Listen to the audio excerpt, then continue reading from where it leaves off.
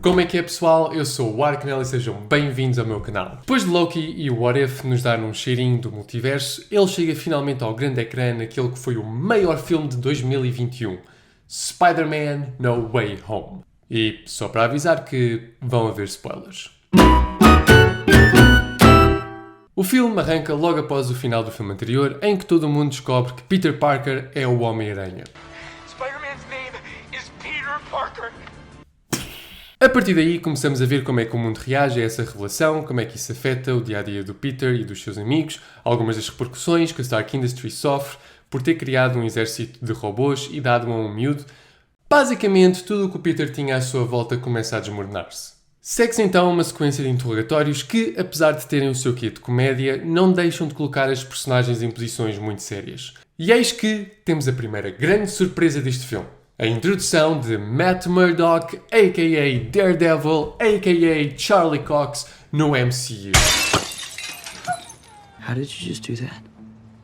I'm a really good lawyer. A verdade é que a insistência em os personagens terem advogados e os rumores já existentes tornou bastante óbvio que o Matt ia aparecer, porque que outro advogado é que eles iam usar? O filme não ia insistir tanto em advogados para depois irem buscar o Zé da esquina.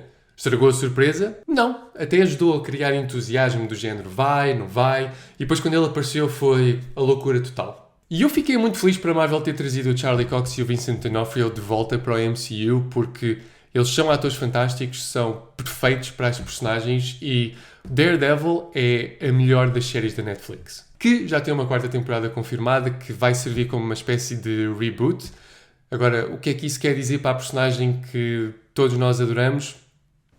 Mas, de volta ao Spider. Entretanto, o trio partilha as suas esperanças de entrar no MIT e ter uma espécie de recomeço. Mas, quando nenhum deles é aceito pelo seu envolvimento com o Homem-Aranha, Peter decide pedir ajuda ao doutor mais estranho do MCU.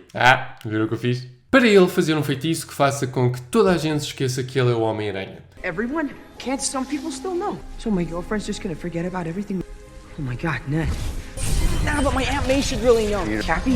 E isso faz com que o feitiço se descontrole e alguns amigos de outros universos comecem a aparecer. O Doc Ock, do Alfred Molina, Green Goblin, do Willem Dafoe, Electro, do Jamie Foxx, agora com cabelo e uma confiança arrebatadora, o Sandman, do Spider-Man 3 e o Lizard, do The Amazing Spider-Man. Algo que este filme faz muito bem e que a Marvel tem sempre o cuidado de fazer é de não repetir coisas que já tenham sido feitas. Ou, se repetem, fazê-lo de uma maneira que faça sentido neste universo e que respeite o material original. Porque o Kevin Feige sabia que não dava para fazer o Green Goblin ou o Doc Ock ser os atores originais, porque eles são o casting perfeito para estes personagens, assim como o J.K. Simmons para o J. Jonah Jameson e o Charlie Cox como Matt Murdock. E por isso eles criaram esta coisa do feitiço e aproveitaram a ideia do multiverso que já tinham apresentado na série do Loki para trazerem estas personagens para o MCU de uma forma que fizesse sentido para esta história, sem que se sentisse que nos a estavam a impingir. E é por isso que tanta gente gosta da Marvel, porque eles são ótimos a fazer fanservice de uma forma que faça sentido para a história, o que é raro acontecer. Agora, como é que este feitiço trouxe especificamente estas personagens para este universo? Basicamente, quando o Peter começou a desejar que algumas pessoas continuassem a saber a sua identidade, ele atraiu pessoas de outros universos que sabiam a identidade do Homem-Aranha no seu universo. E agora ele tem que os apanhar a todos para os enviar de volta. Mas há um problema. Pelo menos alguns deles vão morrer ao combater o Homem-Aranha. E para evitar que isso aconteça, Peter tenta curá-los dos seus poderes de forma a que quando eles regressem ao seu universo não haja necessidade de mais confrontos com o Homem-Aranha, evitando assim a sua morte. E por muito gira que seja esta ideia, ela cria para mim aquele que é o maior problema deste filme. O Peter tão depressa está preocupado em lidar com as consequências de ser o Homem-Aranha, como de repente passa a focar-se apenas em salvar estes novos vilões e o mundo saber quem ele é parece que já não é importante. E eu sei que este filme é sobre a responsabilidade que ser o Homem-Aranha acarreta, a forma como isso afeta as pessoas à sua volta e o facto de ele ter de evitar que elas se magoem ou saber lidar com isso se acontecer. Mas, em vez de tornarem a vida do Peter cada vez mais caótica, acumulando um problema a seguir ao outro, eles metem o primeiro problema de lado e introduzem um novo. O que, para mim, trouxe uma grande diferença de tom entre o princípio e o resto do filme. Entretanto, numa reviravolta inesperada, enquanto Peter tentava curar os vilões, o Green Goblin revela os seus verdadeiros motivos e incentiva os restantes mauzões a virarem-se contra o Homem-Aranha, em vez de assentarem sua cura e iniciar um massacre de 5 contra 1, que culmina na morte da Aunt May. E é aqui que a Marvel mais uma vez quebra o padrão, dando-nos uma coisa que nós já conhecemos, mas de uma forma diferente. Essencialmente, a Aunt May é o tio Ben deste universo. Ela morre por causa de uma escolha do Peter, que está ligado ao facto de ele ser o Homem-Aranha, e é ela que tem o discurso de com grande poder vem sempre uma grande responsabilidade. E, apesar de não ser algo completamente novo, foi uma cena muito forte, que levou o Peter Parker de Tom Holland a mostrar uma faceta negra que nunca tínhamos visto. E após saberem do massacre a que Peter foi sujeito, os seus amigos tentam encontrá-lo usando o anel do Doctor Strange. E chegamos ao grande momento deste filme. Aquele pelo qual todos esperávamos, sobre o qual criámos inúmeras teorias. Quando Ned abre um portal que o leva ao Peter, ele leva-o ao Peter de Andrew Garfield, depois de meses a negar o seu envolvimento no filme. E tenho a dizer que ele fez um trabalho fantástico, porque eu só acreditei que era ele mesmo quando ele tirou a máscara. Eu consegui reconhecer o fato e eu pensei, isto é o fato do Andrew. Mas mesmo assim eu estava tipo, mas não sei. Só quando ele tirou a máscara que eu fiquei tipo, uou! Mas sim, quando ele apareceu houve uma onda de espanto, entusiasmo e felicidade que tomou conta da sala em que eu estava. Era toda a gente a gritar, a bater palmas, a expressar tudo aquilo que esta cena lhes estava a dar e eu incluído. E para mim os filmes da Marvel alcançam o seu potencial quando são vistos com uma multidão que vibra com eles. E vocês estão a pensar, isto não é um bocado de falta de respeito? Falar durante o filme? E neste caso, eu acho que não. É uma linha muito tenue, mas é um bocado como quando nos rimos nos filmes. Porque é uma reação natural ao que está a acontecer, enquanto que muitas vezes o falar nos filmes não tem nada a ver com o que se está a passar ou são coisas que nós podemos discutir depois, enquanto que não dá para reagir depois ao facto do Andrew Garfield nos aparecer à frente. Tipo, ele aparece e a gente reage, não é quando a gente sai que ficamos tipo... Não dá. E eu estou a falar nisto porque na minha sessão, depois deste entusiasmo todo, houve um senhor que disse já percebemos! E para mal dos seus pecados, nem 2 minutos depois o Tobey Maguire apareceu e a confusão voltou-se a instalar. Foi um bom público. E uma das minhas coisas preferidas neste filme foi a relação entre os 3 Homens-Aranha. E a maneira como o Andrew e o Tobey funcionam quase como irmãos mais velhos para o Tom, ajudando-o a perceber a responsabilidade que é ser o Homem-Aranha.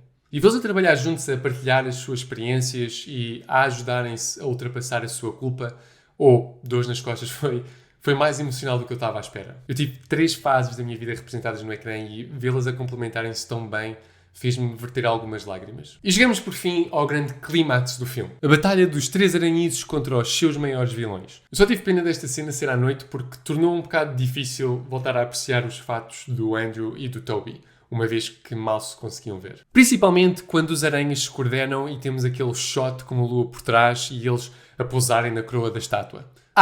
E é preciso referir que eu fiquei muito feliz pelo Andrew ter tido a oportunidade de se redimir do facto de não ter conseguido apanhar a Gwen. Era um bocado previsível que íamos ter esse momento por causa dos trailers, mas não deixou de ser gratificante. E para mim, para além das imagens do Lizard a ser pontapeado pelo vazio num dos trailers, a Zendaya cair foi a maior pista de que pelo menos o Andrew ia voltar, uma vez que eles não iriam fazer referência a um momento tão icónico dos seus filmes para depois não lhe darem a oportunidade de se redimir. Depois, o grande clímax do clímax. Quando o Tom liberta toda a sua raiva no Green Goblin, temos o momento mais intenso desta personagem. Tom Holland esteve fantástico neste filme, que levou o seu Peter Parker por um espectro de emoções enorme e esta cena foi brilhante. No final de tudo, e depois de conseguir curar todos os vilões, Tom percebe que vai ter de sacrificar a sua vida, fazendo com que todo mundo se esqueça da existência do Peter Parker para evitar que o mundo acabe e fazer com que todos regressem ao seu universo.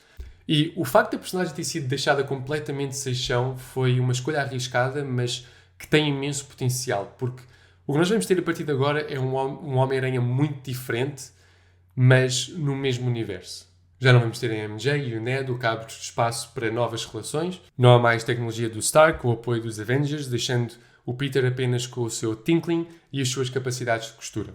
Que, deixem que vos diga, eu adoro o novo fato. Ainda mais porque é puro clássico Homem-Aranha. E antes de acabar, é preciso referir as cenas pós-créditos. Na primeira, vemos o Venom no MCU a tentar perceber a história do Homem-Aranha e dos Avengers, mesmo antes de ser enviado de volta para o seu universo. A Marvel deve ter visto o quão mau o Venom 2 foi e pensou, deixa estar, nós não precisamos dele, deixa estar. Mesmo assim, ele deixou uma prendinha para trás que vai voltar para dar problemas. E depois tivemos um teaser para o Doctor Strange 2 que conta com a aparição da Wanda, do Mordo e a versão má do Doctor Strange que vimos no What If. E, sinceramente, depois do Avengers Infinity War e do Endgame, a Marvel tem que se manter ambiciosa.